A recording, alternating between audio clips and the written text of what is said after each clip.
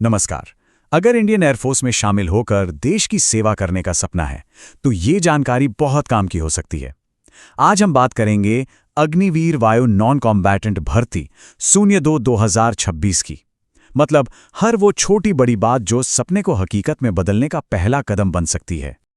तो आगे हम क्या क्या देखने वाले हैं? पहले समझेंगे कि ये मौका असल में है क्या, फिर देखेंगे कि कौन कौन इसके लिए एलिजिबल हैं, सिलेक्शन का प्रोसेस कैसा होगा, अप्लाई कैसे करना है और सबसे जरूरी सवाल 4 साल की सर्विस के बाद आगे क्या। चलिए एक एक करके इन सब पर बात करते हैं। तो सबसे पहला और जरूरी सवाल कि ये अग्निवीर वायु का मौका आखिर है क्या। चलिए थोड़ा गहराई में जाते हैं और समझते हैं कि अग्निपथ स्कीम के तहत इंडियन एयरफोर्स ये जो अवसर दे रही है वो असल में किसके लिए है। देखिए, सबसे पहले ये समझना जरूरी है कि ये एक नॉन कम्बैटेंट रोल है। मतलब इसमें सीधी लड़ाई के मैदान में नहीं जाना होता। यहाँ जिम्मेदारी होती है इंडियन एयरफोर्स को पर्दे के पीछे से सपोर्ट करने की, हॉस्पिटैलिटी और हाउसकीपिंग जैसे बहुत जरूरी कामों में। और ये 4 साल का एक फिक्स्ड सर्विस पीरियड है। तो फिर ये मौका है किसके लिए? साफ शब्दों में कहें तो ये उन युवा अनमैरिड भारतीय पुरुषों के लिए हैं जो कम से कम 10वीं पास हैं और हॉस्पिटैलिटी या हाउसकीपिंग में एक डिसिप्लिन्ड और सम्मानित करियर की शुरुआत करना चाहते हैं। चलिए अब बात करते हैं सबसे जरूरी चीज की, एलिजिबिलिटी यानी योग्यता की। ये वो शर्तें हैं जिन्हें पूरा करना ही होगा। तो जरा ध्यान से देखना होगा कि कौन कौन इन क्राइटेरिया में फिट बैठता है। हाँ, एक बार फिर से याद दिला दें, अग्निपथ स्कीम के तहत ये सर्विस पूरे 4 साल की होगी। तो ये कमिटमेंट है जिसके लिए मेंटली तैयार रहना बहुत जरूरी है। एज ये एक बहुत बड़ा फैक्टर है। एनरोलमेंट के टाइम पर उम्र 21 साल से ज्यादा नहीं होनी चाहिए। ये एक सख्त नियम है और यही वो चीज है जो कई लोगों के लिए तय करती है कि वो अप्लाई कर सकते हैं या नहीं। अब फिजिकल स्टैंडर्ड्स की बात करें तो मिनिमम हाइट 152 सेंटीमीटर होनी जरूरी है। ये एक बेसिक रिक्वायरमेंट है जिसे पूरा करना ही होगा। अच्छा, तो इस टेबल में मेन एलिजिबिलिटी एक साथ देख लेते हैं। जन्म 2 जुलाई 2005 और 2 जनवरी 2009 के बीच का होना चाहिए। सिर्फ अनमैरिड मेल कैंडिडेट्स ही अप्लाई कर सकते हैं।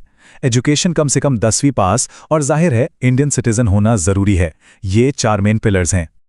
सिर्फ कागजों पर एलिजिबल होना काफी नहीं है, फिजिकली और मेडिकली भी फिट होना जरूरी है। जैसे चेस्ट का एक्सपेंशन कम से कम 5 सेंटीमीटर होना चाहिए, वजन, हाइट और एज के हिसाब से सही हो, सुनने और देखने की क्षमता नॉर्मल हो, दांत हेल्दी हो, और हाँ, किसी भी तरह की बड़ी बीमारी या नशे की आदत, ये सब डिस्क्वालिफिकेशन का कारण बन सकते हैं। और ये एक बहुत ही सख्त और जरूरी नियम है जिसे ध्यान में रखना होगा। इन 4 सालों की सर्विस के दौरान शादी नहीं कर सकते। अगर इस बीच शादी की तो सर्विस को तुरंत खत्म कर दिया जाएगा और कोई भी बेनिफिट नहीं मिलेगा। तो अगर कोई एलिजिबिलिटी की सारी शर्तें पूरी करता है तो बहुत बढ़िया। अब आगे बढ़ते हैं और समझते हैं सिलेक्शन के पूरे प्रोसेस को कि कौन कौन से पड़ाव पार करने होंगे। ये जो सिलेक्शन का प्रोसेस है ये कई फेज में होता है। देखिए, सबसे पहले ऑफलाइन एप्लीकेशन की स्क्रीनिंग होगी। जो सिलेक्ट होंगे उन्हें फेज 1 में रिटन टेस्ट देना होगा। इसे क्लियर करने के बाद आएगा फेज 2 यानी फिजिकल फिटनेस टेस्ट। फिर फेज 3 में होगा मेडिकल एग्जाम और आखिर में डॉक्यूमेंट वेरिफिकेशन के बाद फाइनल मेरिट लिस्ट तैयार होगी। मतलब एक के बाद एक कई पड़ाव हैं। चलिए अब आते हैं प्रैक्टिकल बात पर कि अप्लाई कैसे करना है। प्रोसेस वैसे तो सिंपल है, लेकिन एक छोटी सी गलती भी महंगी पड़ सकती है, इसलिए इसे जरा ध्यान से समझना होगा। और यहां एक बात बिल्कुल साफ साफ समझ लीजिए, एप्लीकेशन सिर्फ और सिर्फ ऑफलाइन ही जमा करनी है। जी हां, ऑफलाइन, कोई ऑनलाइन रजिस्ट्रेशन नहीं है। इसमें कोई कंफ्यूजन नहीं होना चाहिए। तो करना क्या है, स्टेप बाय स्टेप समझते हैं। सबसे पहले ऑफिशियल वेबसाइट agnipatvayu.cdac.in पर जाकर नॉन कॉम्बैटेंट सेक्शन से फॉर्म डाउनलोड करना है। फिर उसे ध्यान से कैपिटल लेटर्स में भरना है। सारे जरूरी डॉक्यूमेंट्स और फोटोग्राफ साथ में लगाने हैं और फिर उसे या तो ऑर्डिनरी पोस्ट से भेज देना है या जो एड्रेस दिए गए हैं वहां के ड्रॉप बॉक्स में जमा कर देना है। ये डेट्स बहुत जरूरी हैं, इन्हें कहीं नोट कर लीजिए। एप्लीकेशन 6 फरवरी 2026 को शुरू होंगी और 23 फरवरी 2026 लास्ट डेट है। टेस्ट की तारीखें अभी नहीं आई हैं, वो बाद में बताई जाएंगी। तो अपडेट्स पर नज़र बनाए रखना बहुत ज़रूरी होगा। अच्छा, अब आते हैं उस सवाल पर जो शायद हर किसी के मन में होगा कि 4 सालों के बाद क्या ये सिर्फ एक टेम्परेरी नौकरी है या फिर भविष्य के लिए एक लॉन्च पैड। चलिए देखते हैं।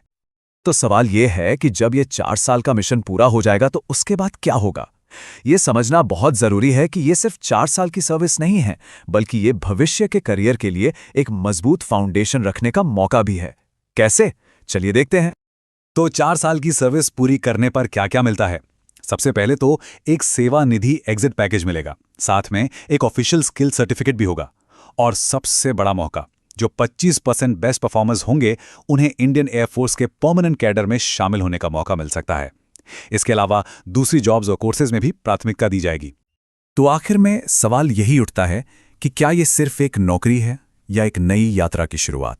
ये देश की सेवा करने, खुद को एक अनुशासित और बेहतर इंसान बनाने का एक अनोखा अवसर है। तो सोचना यह है कि क्या कोई इस सफर के लिए तैयार है?